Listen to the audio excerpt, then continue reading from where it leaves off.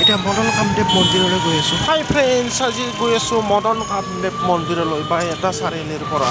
গুৱাহাটীৰ পৰা প্ৰায় 40 কিলোমিটাৰ দূৰত্বত অৱস্থিত দেৱাংগিৰি পাহাৰ উপলক্ষে গৈ আছোঁ। চাই থাকিব কোনটো পথেৰে যাওঁ।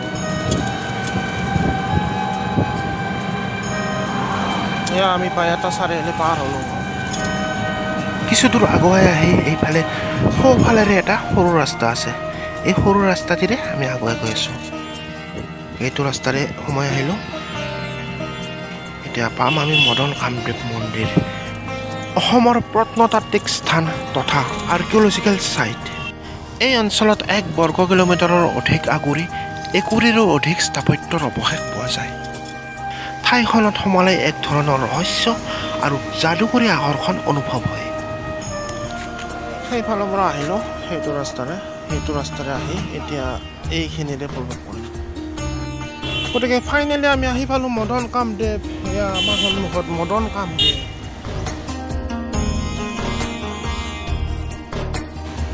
পিকনিকো চলি আছে এতিয়া, পিকনিকৰ বতৰ। আমি এতিয়া তালৈ যাম, ভিতৰলৈ যাম। সুন্দৰ পৰিৱেশ।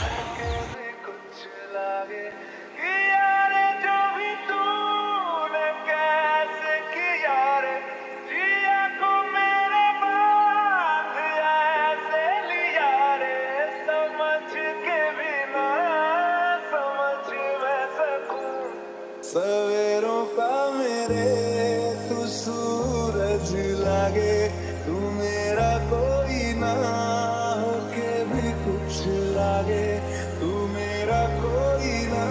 এতিয়া আহিছোঁ, এইখন পাৰ্কলৈ আহিছোঁ আৰু কাষতে এইটো এটা নদীও আছে। এইটো নদী আছে, কাষত পাহাৰ আছে, হাবি জংঘল আছে আৰু এইখন গাৰ্ডেন আছে। এইটো সংগ্ৰহালয়টো কাষতে আছে। এইটো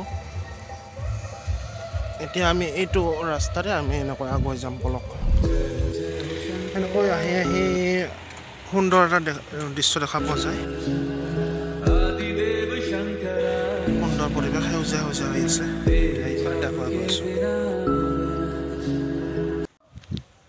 সেইফালৰ পৰা আহিলোঁ, সেইফালৰ পৰা আহি এতিয়া এইফালে যাব লাগিব।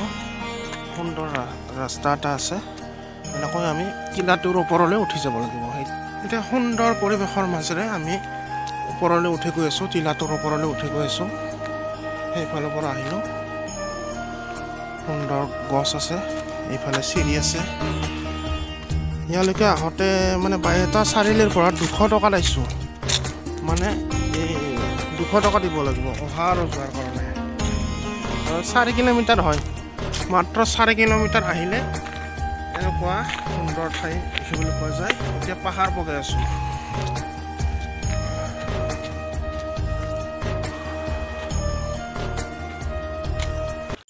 আমি আহিলোঁ, সেইফালৰ পৰা আহিলোঁ। সেইফালৰ পৰা আহি এইফালে এতিয়া যাব লাগিব, এইফালেৰে আমি যাব লাগিব। আৰু ফাৰ্ষ্ট ভিউ, মন্দিৰৰ ফাৰ্ষ্ট ভিউ এইটো। সম্পূৰ্ণ পৰিৱেশ চাওক, সুন্দৰ পৰিৱেশ। ইয়াত ঘণ্টাৰ ধ্বনি চলি আছে।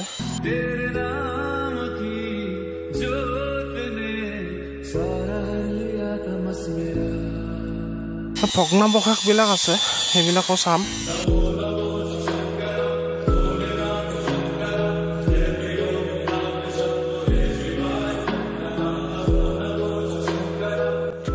সেইবিলাক ভগ্নাৱশেষবিলাক সিঁচৰিত হৈ পৰি আছে। চাৰিওফালে আছে এই মানে পাহাৰখন মানে ভগ্নাৱশেষৰে ভৰি আছে। এইটো এটা মন্দিৰ আছিল আগতে, মন্দিৰ ডাঙৰ মন্দিৰ আছে, ঐতিহাসিক মন্দিৰ আছিল। কিন্তু কিবা প্ৰাকৃতিক দুৰ্যোগতে নেকি মানে ভাঙি গৈছে। এতিয়া এইফালেও সিঁচৰিত হৈ আছে সকলোবিলাক ভগ্নাৱশেষ।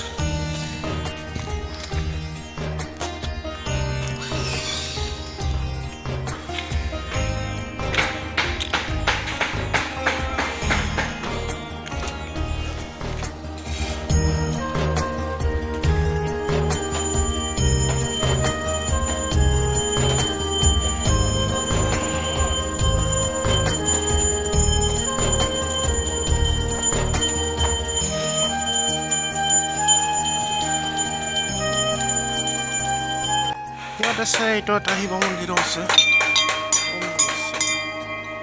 ঐতিহাসিক শিৱ মন্দিৰ।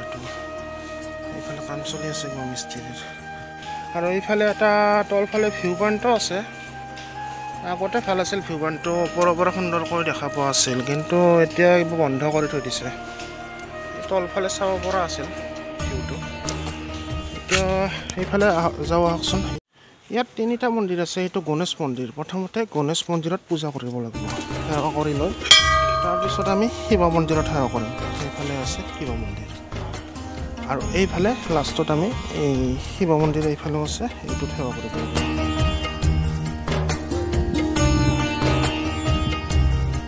সুন্দৰ আধ্যাত্মিক পৰিৱেশ মন্দিৰ দৰ্শন কৰি উভতি আহিলোঁ সুন্দৰ পৰিৱেশ এইফালেও আছে পাহাৰীয়া ঠাই সেইফালেও আছে ভগ্নাৱশেষবিলাক সেইফালেও আছে আৰু এতিয়া আমি সেইফালে এবাৰ চাই আহিম আৰু এইফালে আছে ভগ্নাৱশেষ ইয়াতো সংৰক্ষণ কৰি থৈ দিছে এইবিলাক চাওক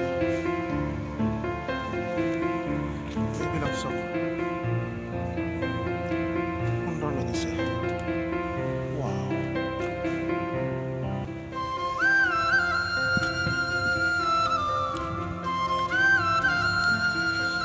এতিয়া আমি এইফালে এবাৰ গৈ আহোঁ সেইফালে কিবা এই জংঘল আছে জংঘলৰ মাজে মাজে গৈ আছোঁ এইফালে নামনি পাহাৰ সুন্দৰ বতাহ দি আছে এইফালে বা কি পাই গ'লে চাই আহোঁ এবাৰ পিকনিক প্লেচটো পাই বোধ হয় এইফালেৰে মানে কিবা শ্বৰ্টকাট এইটো ৰাস্তা জংঘলৰ মাজেদি এইটো তেওঁলোকৰ গৈ আছে এইফালেদিও যাব পাৰি এইফালেৰে গ'লে শ্বৰ্টকাট হ'ব পাহাৰী এলেকা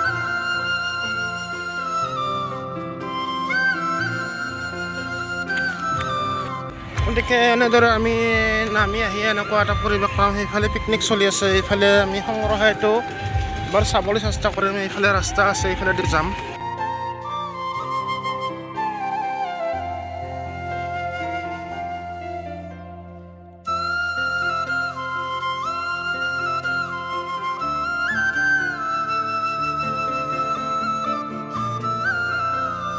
পিকনিক চলি আছে সেইফালে গাৰ্ডেনখনৰ পৰাতো আহিলৈ তলা মাৰি থ'লেও এবাৰ এনে চাব পাৰি